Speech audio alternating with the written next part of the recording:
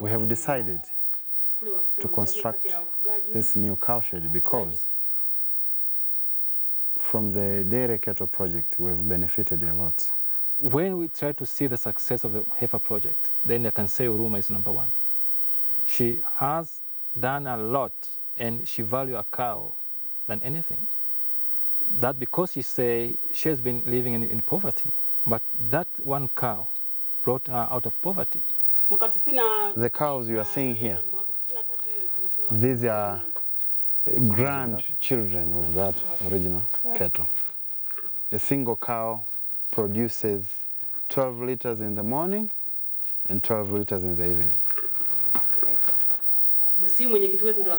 And the cattle, in fact, have improved our lives a lot.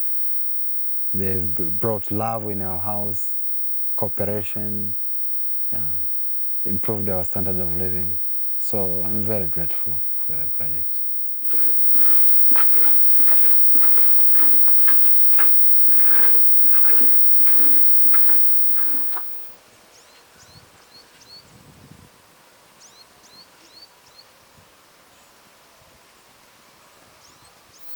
Everybody, when he visits the Mlelwa household, he really amazed at what he has done for a short time.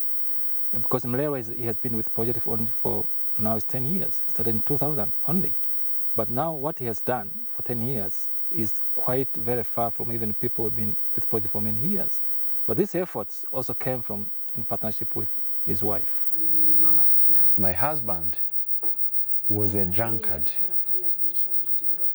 but after receiving this project, he has totally changed, and peace and love has come back in our family.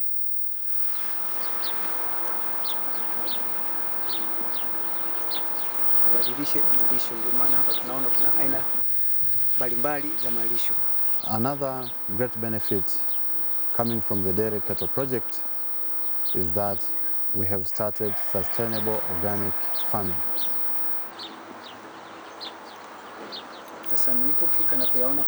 Without cattle, there is no organic farming. So the first thing when I wake up in the morning, greetings for the cow. Are they safe? Are they healthy? Any problem? Because those are the producers of manure, which is the input for organic farming.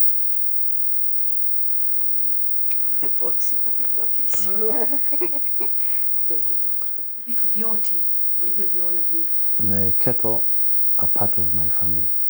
And in fact, if a cow gets sick, it's like one of my children is sick.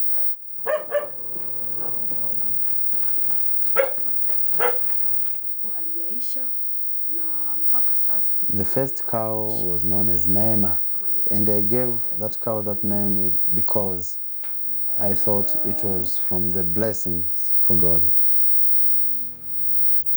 It was like a miracle.